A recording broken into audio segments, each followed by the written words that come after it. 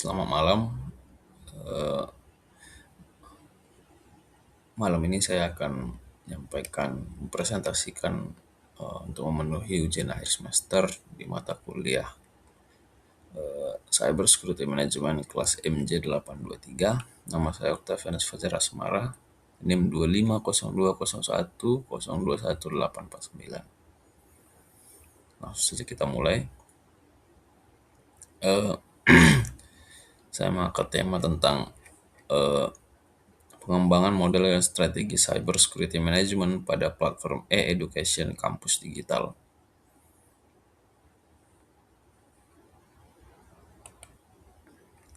Latar belakang dan ancaman. Platform e-education menyimpan aset bernilai tinggi dan menjadi target yang semakin menarik.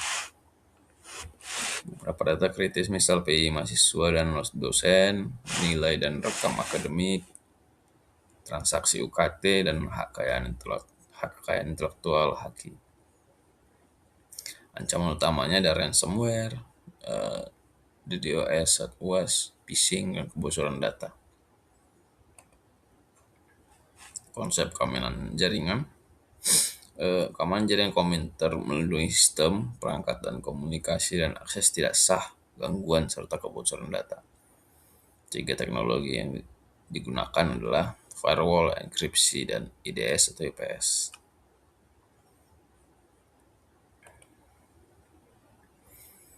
Tujuan dan rumusan masalah itu arsitektur tangguh, membangun keamanan jaringan dan perlindungan data yang efektif, patuh dan terukur, memenuhi aspek legal dan standar keamanan nasional, antisipatif, melakukan threat modeling dan simulasi arsitektur sebagai langkah mitigasi. Sini pengamanan berbasis data dan jaringan.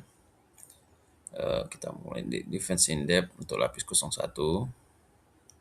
lapis 2 enkripsi menyeluruh, lapis 3 zero trust arsitektur.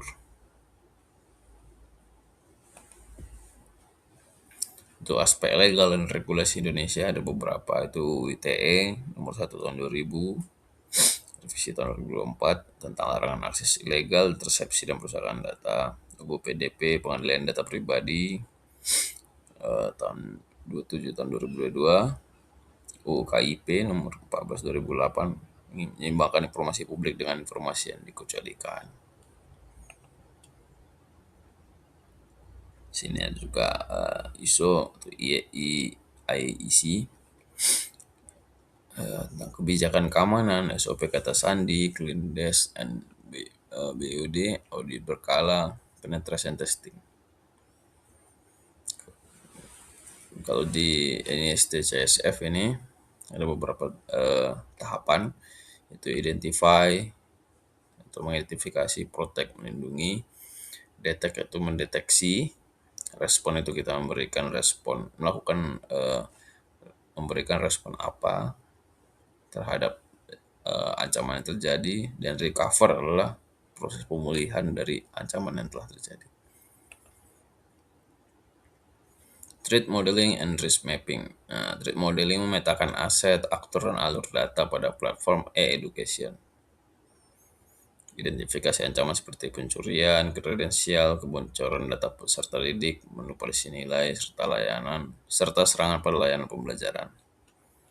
Risk mapping menghubungkan kemungkinan dan dampak setiap ancaman. Prioritaskan kontrol melalui autentikasi berlapis, enkripsi, segmentasi jaringan, pencatatan aktivitas, pencadangan, dan pemantauan berkelanjutan. Inilah threat modeling stride.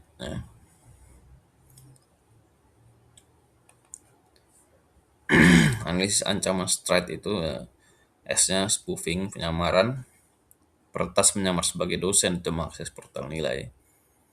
Mitigasinya menerapkan multi-factor authentication.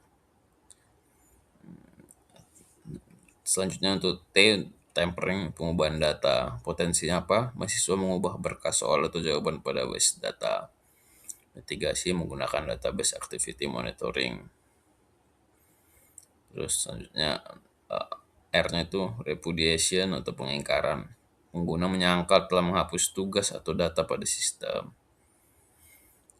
Strateginya apa? Mengaktifkan centralized immutable audit logging. Selanjutnya untuk I-nya information disclosure, untuk kebocoran data.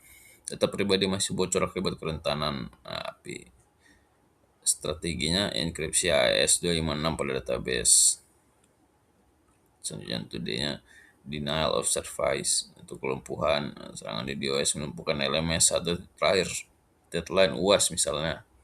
Potensinya mitigasi yang dilakukan oleh integrasi Cloudflare integrasi Cloudflare limiting WAF dan auto scaling server.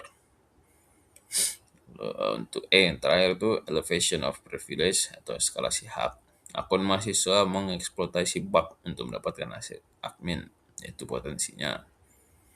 Mitigasinya apa? Penerapan list privilege prinsipil, RBAC dan source code review. Nah, di sini bisa kita lihat risk mapping ya, matrix topologi keamanan.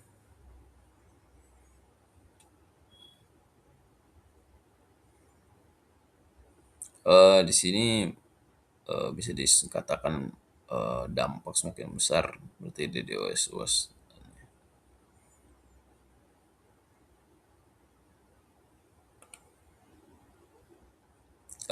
Kesimpulan dan rekomendasi itu pertama, uji secara berkala, lakukan VAPT minimal 2 kali setahun untuk evaluasi keamanan.